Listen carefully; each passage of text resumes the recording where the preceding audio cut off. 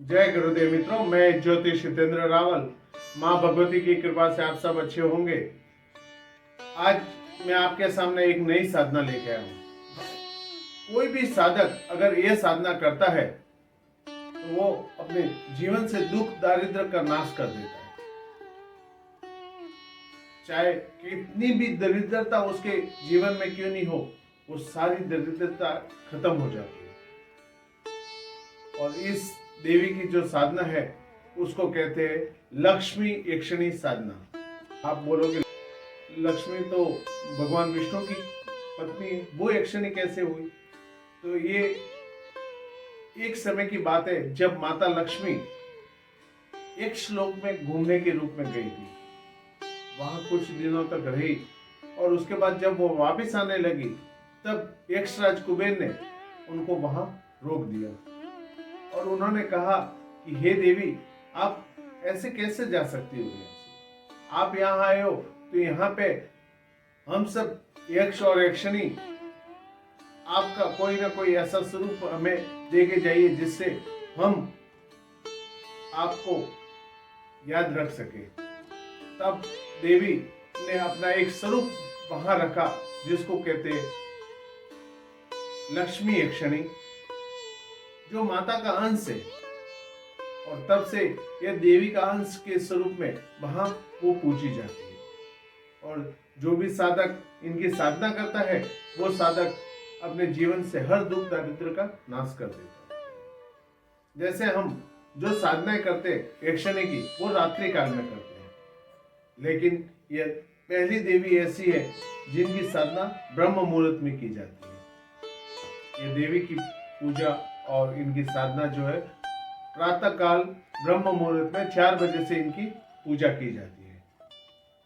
और इन देवी की पूजा जब आप करते हो तो उसमें सर्वप्रथम आपको भाद्रपद नक्षत्र में इनकी मूर्ति एक बनवानी पड़ेगी, चाहे वो चांदी में बनवाओ या अष्ट धातु में बनवाओ।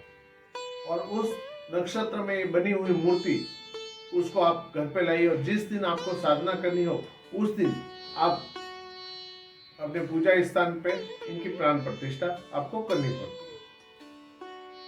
तो जिस जगह पे आप ये साधना करोगे तो सर्वप्रथम तो वो एकांत होना चाहिए, जो हर साधना में मैं आपको कहता हूँ कि एकांत में इनकी साधना करनी पड़ती है। और इनकी साधना जब एकांत में आप करोगे तो उस जगह को पूर्णतः पवित्र आपको करना पड़ेगा। मतलब उस रूम में एक तो कोई आपके सिवा जाएगा नहीं, और दूसरा है फूलों से और इत्र से इतना खुशबूदार उस रूम को बना दीजिए ताकि देवी आपकी भक्ति से जल्द प्रसन्न हो जाए। क्योंकि इस देवी को जितनी शुद्धता और सफाई आपके पूजा स्थल पर रहेगी उतना इस देवी को अच्छा लगेगा। इसलिए हमेशा आप अपने पूजा स्थान पर इत्र का प्रयोग भी करना है और खुशबूदार पुष्प भी आपको चढ़ाने हैं। और इस देवी को जो निवेद्य आप अर्पण करोगे वो लड्डू, मोतीचूर के लड्डू आपको अर्पण करने निवेद्य में। और इनकी जो माला जो रहेगी वो तुलसी की माला से इनके मंत्र जप आपको करने हैं। साथ ही आप जो चौकी आप विराजमान करोगे तो आपका जो मुंह है वो उत्तर दिशा में होना चाहिए और उत्तर दिशा में ही इनकी चौकी स्थापन करना है। उस पे आपको रेशमी पीला वस्त्र बिछा देना है। साथ ही में अगर अक्षत भी आप पीले कलर के बना दो तो वो अति उत्तम रहेगा। और उस देवी के वहां चौकी पे आपको पीले चावल रखना है और वहीं पे इस देवी की जो मूर्ति है वो साथ में यंत्र, गुरु और गणपति महाराज और साथ में यक्षराज कुबेर की भी आपको पूजा करनी पड़ेगी। क्योंकि इनकी पूजा के बिना देवी की पूजा मान्य नहीं होगी। इसलिए इस देवी की जब भी आप पूजा करते हो तो गुरु महाराज और गणपति महाराज के साथ साथ आपको यक्षराज कुबेर की भी आपको पूजा करनी पड़ेगी। और उसके बाद इनका सब विधि विधान से पूजन करने के बाद देवी की पूजन जब करोगे ना तो उस पूजन में पहले इनको इस मूर्ति को प्राण प्रतिष्ठित आपको करना पड़ेगा ताकि यह देवी की जो मूर्ति है वो जागृत हो जाए। जैसे हर पूजा में हम कलश का स्थापन करते, दीपक का स्थापन करते, तो वो इनमें भी करना है।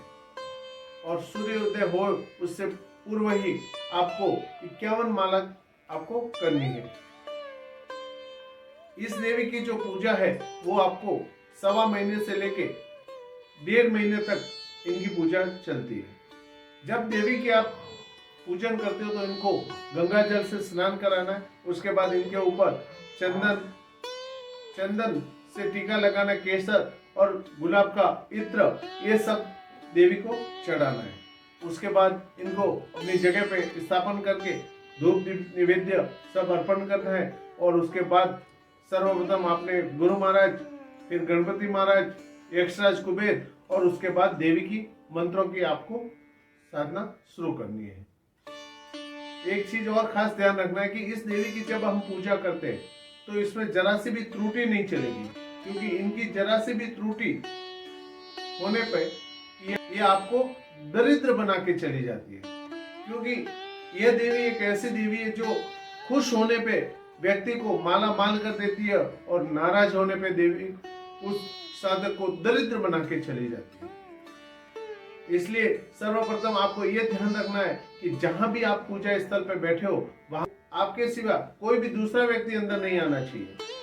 साथ ही में कोई मासिक धर्म में स्त्री हो और वो अगर आपके पूजा स्थान में आ गई तो आपकी ये पूजा भंग हो जाएगी। इसलिए इन चीजों का खास आपको ध्यान रखना है।